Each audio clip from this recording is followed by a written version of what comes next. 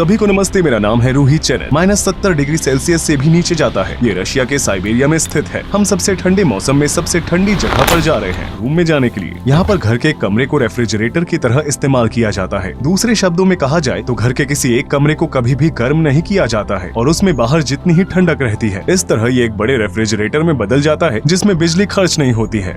This is blood, fish. वे पत्थर जितने कड़क हैं।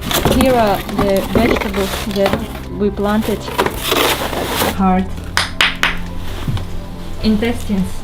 वे इंटेस्टाइन्स का सूप बनाते हैं। This is a beef, elk meat, moose. ये घोड़े का मांस है।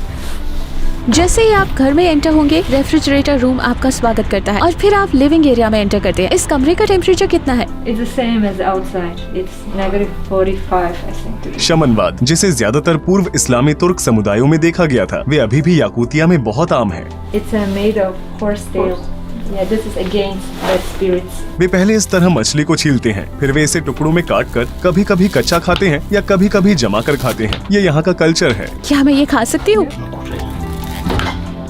पीने के पानी की व्यवस्था करने के लिए लोग यहाँ एक बहुत ही अलग तरीके का इस्तेमाल करते हैं। उनके लिए पानी के कुओं को खोदना नामुमकिन है क्योंकि जमीन में बहुत ही गहराई तक बर्फ जमी हुई है। इसलिए वे नदी से बर्फ के टुकड़े इकट्ठा करके अपने घर में किसी बाल्टी में रखते हैं। फिर वे इन बर्फ के टुकड़ों को पिघलाते हैं और फिर पानी पीते हैं, ठीक वैसे ही जैसे कि उन्होंने इन बर्फ के टुकड़ों को नदी से इकट्ठा किया और उन्हें यहाँ ले आए। इन बर्फ के टुकड़ों को पिघलाकर वे इस तरह पीने के पानी की व्यवस्था करते हैं।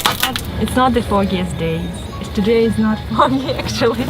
जबकि याकूतिया की कुल आबादी करीब 10 लाख है, वही इस शहर की आबादी करीब 3 लाख है। यहाँ पर 46% याकूतियन लोग रहते हैं और यहाँ रहने वाले लगभग 40% लोग रशियन हैं। याकूतियन लोग वास्तव में टर्किक ओरिजिन के हैं। उनकी ऑफिशियल लैंग्वेज याकूतियन है, जो कि कुछ हद तक रशियन और तुर्की जैसी है। एक सर्वे के हिसाब से यहाँ पर रह रहे 40% लोग ईसाई हैं, 26% नास्तिक हैं, 13% टेगनिज्म या शमनवाद अपनाने वाले हैं, 2% मुसलमान हैं और 17% ऐसे लोग हैं जो कहते हैं कि वे आध्यात्मिक आस्तिक हैं, लेकिन वे अपने आप को किसी भी धर्म के साथ नहीं जोड़ते हैं। आप डिस्क्रिप्शन बॉक्स में जाकर मारिया के YouTube चैनल को देख सकते हैं। हमारी रोड ट्रिप के दौरान मारिया ने हमें गाड़ी को रोकने के लिए कहा और अपनी मान्यताओं के अनुसार उसने एक पेड़ पर एक रिबन बांधा ताकि एक शहर से दूसरे शहर तक यात्रा करते वक्त एक्सीडेंट से बचा जा सके और उसने नेचर का शुक्रिया भी अदा किया। उसने हमसे भी ऐसा करने को कहा। याकूतियन लोग परंपरा को बहुत मानते हैं, हालांकि कुछ याकूतियंस याकूतियन नहीं बोलते हैं, जबकि इस क्षेत्र में रहने वाले सभी को रशियन आती है। इसके अलावा यहाँ रहने वाले लगभग किसी भी रशियन को याकूतियन नहीं आती है। स्कूल में शिक्षा आमतौर पर रशियन लैंग्वेज में ही दी जाती है। इन देशों में लगभग 400 वर्षों से रेसिफिकेशन और एसिमिलेशन की नीतियां चलती आ रही हैं। अगर हम इस देश में कमाई के बारे में बात करें तो हम देख सकते हैं कि यहाँ कम से कम कमाई लगभग $200 प्रति माह है। एक वेटर या कैशियर सभी बोनस मिलाकर महीने में करीब $400 से लेकर $450 कमाता है। टीचर्स की सैलरी लगभग $850 है। दूसरी ओर डॉक्टर्स की सैलरी $1000 से शुरू होती है। इसके अलावा यहाँ पर हर घर में आमतौर पर 3 बच्चे होते हैं। ऐसी ठंडी जगह में गर्मी का मौसम होता है जब टेम्परेचर बहुत कम समय के लिए 30 डिग्री सेल्सियस से ऊपर रहता है। यहाँ पर गर्मियों का मौसम लगभग 2.5 महीने तक रहता है और एवरेज टेम्परेचर 20 डिग्री रहता है। सर्दियों में दिन में उजाला सिर्फ 5 घंटे रहता है, जबकि जून में सूरज लगभग 20 घंटों तक अस्त नहीं होता है। याकुत्स्क एक ऐसी जमीन पर है जो गर्मियों और सर्दियों में भी जमी रहती है। इस बर्फ को परमाफ्रॉस्ट कहा जाता है। इसकी गहराई अलग अलग जगहों पर 300 मीटर तक है। यहाँ तक कि परमाफ्रॉस्ट के ऊपर की मिट्टी भी थोड़ी मात्रा में गर्मियों में घुल जाती है और आम तरह की मिट्टी बन जाती है, लेकिन परमाफ्रॉस्ट कभी भी पूरी तरह से नहीं घुलता है, भले ही टेम्परेचर 30 डिग्री सेल्सियस के ऊपर क्यों न हो। इस बर्फ पर बना हुआ एक आइस म्यूजियम भी है जो जमीन के नीचे कभी भी नहीं पिघलता है। ये जगह बर्फ के नीचे पाए जाने वाले विशाल अवशेषों का घर है। इसके अलावा याकूतिया के चारों ओर कई विशाल जानवरों और डायनासोर के फॉसिल हैं। इस क्षेत्र का सबसे इम्पोर्टेंट सिंबल एक्सटिंक्ट मैमथ है। सरफेस से कई मीटर नीचे इस बड़ी सी गुफा को सोवियत के समय में एक बड़े रेफ्रिजरेटर की तरह इस्तेमाल किया जाता था। यह दिखाता है कि याकुत्स्क का अंडरग्राउंड पार्ट कैसा दिखाई देता है। ये परमाफ्रॉस्ट लेयर है जो लगातार जमा ही रहता है। यहाँ का टेम्परेचर कितना है?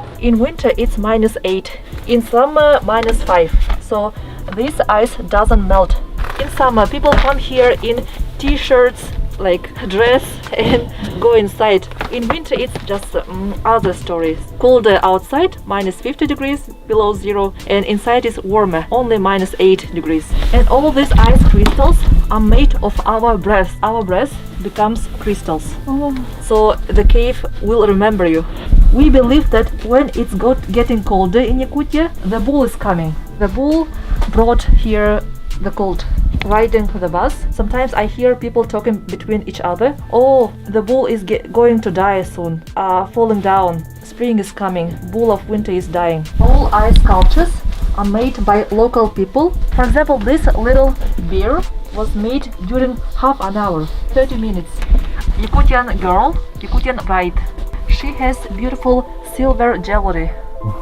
We use silver jewelry to protect from evil forces. For example, me too. Like It's a silver? silver earring. Our ancestors, ancient mammoth hunters. His height was 4 meters, and his tusk was also 4 meters long. Like huge animal, and I cannot imagine how ancient people hunted them. Ancient rhino. Mammoth meat. The age of meat is 30,000 years, but it was frozen. क्या ये दांत है? Yes. Mammoth had 4 teeth, 2 on the lower jaw and 2 on the upper jaw. His blood was also unique, that doesn't get frozen. Sometimes people find mammoth meat with blood, not dry. अभी तक? Yes. वाह। Our permafrost, our frozen soil, is like a huge fridge. It keeps all remains of ancient animals like mammoths, cave lions, rhinoceros. For example, this summer, scientists found a baby rhino, even with grass between his teeth.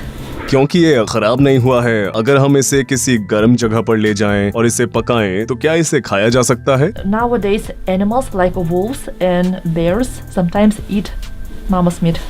Mammoth skull. These new Siberian islands, scientists found mammoths with real blood and brought it to South Korea, tried to clone it. Maybe in 10 years we will have baby mammoths. We had similar animal in ancient times, cave lions. Hunters found 4 cave lion kittens, frozen of course. Their age is like 20,000 years. Their size is like this, like a dog. Bright yellow fur, little eyelashes, like a soft nose, and even with vibris. They said that little kittens died of hunger because their stomach was empty. I guess their mother went to hunt but didn't come back. And Yakutia is like pole of cold. So the coldest inhabited place in the world. We have temperatures like -68, -70, and people still survived for many generations. People go to school, just people go to work even when it's -50 outdoors. And we wait for our bus. When I walk outside in winter, I feel like I am an alien, maybe a ghost city. A little bit of our soil. Our main god is Urung Ar Toyon. He is a god of sun, of the sun. We believe in the power of the sun. He symbolizes the sun. We ask the sun for energy to survive another winter.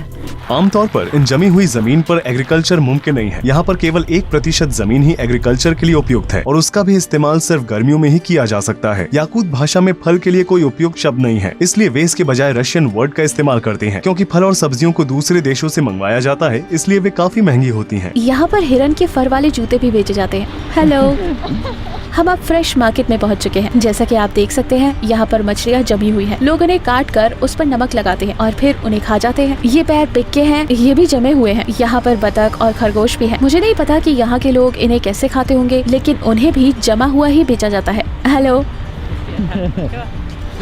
क्या आपको ठंड लग रही है? Нет, не холодно, одетое тепло. Одетое тепло. वो काफी गर्म है। क्या आप मुझे दिखा सकती हैं कि आपने अंदर क्या पहना है? मेरा फोन काम नहीं कर रहा। Штаны короткая. Здесь, чтобы не замерзло, вот так ношу короткие это. О, мне 59. वो 59 साल की है। मुझे मेरे हाथ महसूस नहीं हो रहे हैं। Обычно туристы так делают. Вере. मैं इसे पहन नहीं सकती क्योंकि मुझे मेरा हाथ महसूस नहीं हो रहा है। खैर उन्होंने जमीन पर फर बिछा कर रखे हैं। जरा यहाँ देखिए, यहाँ पर एक गाय का जमा हुआ सर है। जैसा कि आप देख ही सकते हैं, ये देखने में बहुत डरावना लग रहा है। Это моя корова. Это жеребятина, вот. Это वो घोड़े का मांस है। क्या मुझे खाना चाहिए? ठीक है, वो शायद उन्हें यहाँ कच्चा ही खाते हैं। मुझे ऐसा लगा जैसे मैंने बर्फ खा ली हो। मुझे कुछ समझ नहीं आया। Не вкусно? Ага. मेरे मुंह में मांस मेल्ट हो गया। मुझे यकीन नहीं हो रहा कि मैंने इसे खाया है। मुझे कोई भी टेस्ट नहीं आ रहा है। ऐसा लग रहा है जैसे बर्फ खा रही हूँ। जब आप इसे खा रहे होते हो तो ये आपके मुंह में मेल्ट होने लगता है। ये लोग वजन के हिसाब से नहीं बल्कि कुल मिलाकर ऐसे ही मीट खरीदते हैं। वैसे भी उनके लिए मांस को रखना बहुत मुश्किल नहीं है। वो मांस को अपनी बालकनी में रखते हैं और थोड़ा थोड़ा करके उसे खाते हैं। मैंने घोड़े का मांस खाया और वो कच्चा और जमा हुआ था। ये मछलियाँ सबसे कीमती मछलियाँ थी। ये सबसे स्वादिष्ट मछली है। Cheers fish. उन्हें यहाँ सीधे आर्कटिक ओशन रशिया पर स्थित ओशन से लाया जाता है। इन्हें जंगली मछली भी कहा जाता है। इसके अलावा क्योंकि यहाँ पर कोई भी इंडस्ट्रियल फैसिलिटीज नहीं है, इसलिए वो इन मछलियों को सीधे आर्कटिक ओशन से पकड़ कर लाते हैं। इसलिए ये बहुत ही हेल्दी होती है। इस तरह की जमी हुई मछलियों को खाना ठीक है क्योंकि इसमें से रोगाणु पहले से ही जा चुके हैं। उनका कहना है कि ये बहुत हेल्दी है। Вот люди хотят поехать, дай-ка пойдем пошли. Напротив. आप बाहर फॉग देख सकते हैं। मुझे मेरा हाथ भी दिखाई नहीं दे रहा है। ठंड की वजह से इस विंडशील्ड में क्रैक आ गया है। वैसे दुनिया की बाकी जगहों से अलग स्टीयरिंग व्हील यहाँ राइट साइड पर होते हैं, लेकिन दिलचस्प बात यह है कि यहाँ ट्रैफिक भी दाईं तरफ से ही जाती है, जैसा कि बाकी दुनिया में होता है। स्टीयरिंग व्हील राइट साइड पर होते हैं क्योंकि ज्यादातर कारों को जापान से इम्पोर्ट किया जाता है। यहाँ का टेम्परेचर कितना है?